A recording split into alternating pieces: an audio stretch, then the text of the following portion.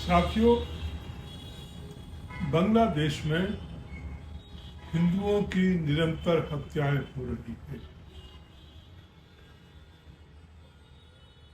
जिहादी भीड़ द्वारा कभी किसी हिंदू व्यापारी को, कभी किसी कृषक को, कभी किसी दुकानदार को पकड़कर उसके साथ मारपीट की जाती है, उसके घरों को जला दिया जाता है और उसको जिंदा मार दिया जाता है।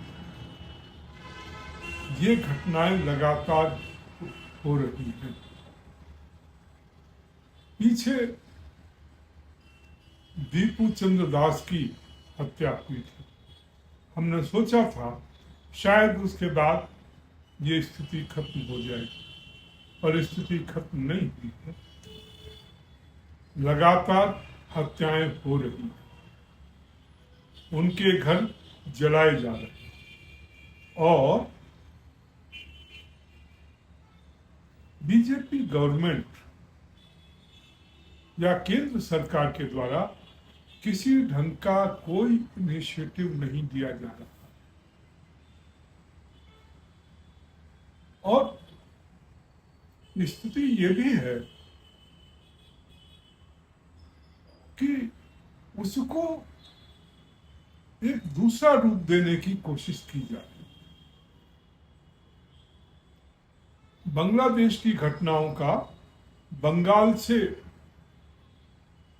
जो है उसकी तुलना की जाती है और उसमें ममता बनर्जी को जो है दोषी ठहराया जाता है।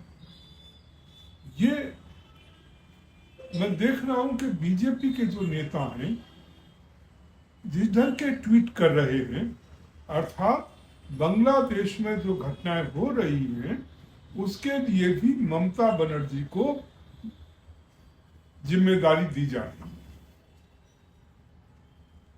मेरी समझ में नहीं आता कि उनका किस ढंग का चिंतन है और क्यों ऐसा कर रही हैं। अरे भाई, यदि बंगाल में, पश्चिम बंगाल में ममता बनर्जी हिंदुओं की सुरक्षा नहीं कर पा रही है, तो क्या बीजेपी सरकार या केंद्र सरकार की ये जिम्मेदारी नहीं है कि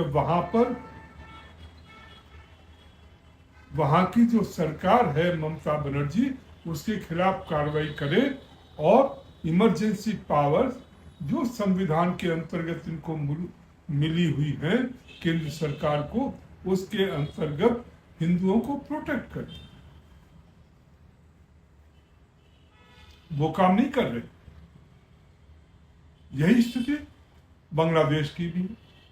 अरे भी बांग्लादेश में यदि वहां पर इस ढंग की स्थिति पैदा हो रही है तो ये आपकी रिस्पॉन्सिबिलिटी है, आप उसकी केंद्र सरकार की जिम्मेदारी है कि वो कार्रवाई करे, वो इंटरव्यू करे। पर तमाशा देखिए, मैं अमित मालवीय जो बीजेपी के सोशल मीडिया के इंचार्ज हैं उनका ट्वीट देख रहा था।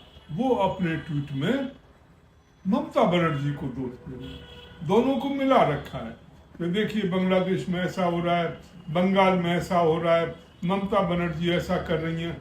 मतलब जैसे कि केंद्र सरकार की इस मामले में कोई रिस्पॉन्सिबिलिटी नहीं, जबकि दोनों मामलों में यदि ममता बनर्जी अपनी जिम्मेदारी नहीं पूरी कर पा रही हैं तो ये केंद्र सरकार की जिम्मेदारी है और संविधान जो है, कॉन्स्टिट्यूशन जो है, वो केंद्र सरकार को इमरजेंसी पावर देता है कि वहां पर एक्स्ट्रा फोर्स भी भेज सकता है, उनका यूटिलाइज कर सकता है और यदि चाहे तो वहां की गवर्नमेंट को जो है वहां बर्खास्त करके राष्ट्रपति शासन लगा सकता है।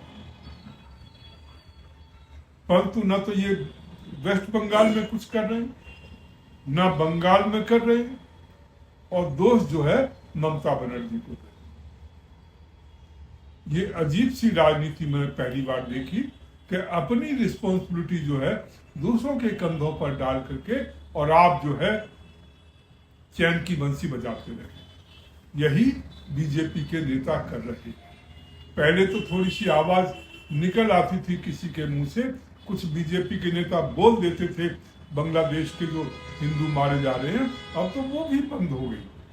अब कोई बात नहीं कर रहा। दीपू चंद्र दास के साथ जो घटना हुई उसके बाद थोड़ा बहुत जो है उस समय प्रदर्शन हुआ था, और उसके बाद सब शांत हो चुका है।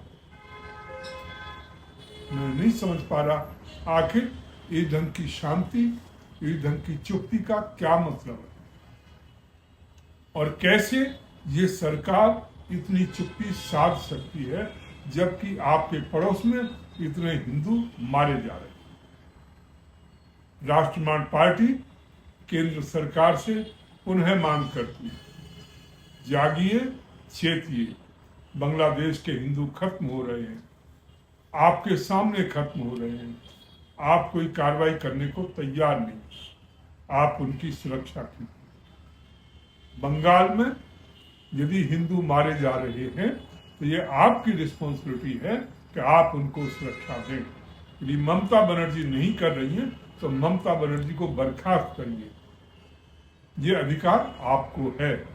और यदि आप अपने अधिकारों का उपयोग नहीं करना चाहते या नहीं कर सकते तो कम से कम इस सत्ता को छोड़ दीजिए, रेजिग्नेशन देकर, त्याग पत्र देकर किसी दूसरे बीजेपी लीडर को जो कि ये कार्रवाई कर सकता हो उसको सत्ता सौंपिए, जिससे कि वो वहां पर कार्रवाई कर सके। साथियों, इस वीडियो को शेयर करिए, कमेंट्स करिए, लाइक करिए, अधिक से अधिक साथियों में भेजिए। साथ ही QR कोड साथ में है, आप इस QR कोड के माध्यम से पार्टी को आर्थिक सहयोग दीजिए, जिससे कि राष्ट्रवादी पार्टी मजबूत होकर आपके लिए काम कर सके।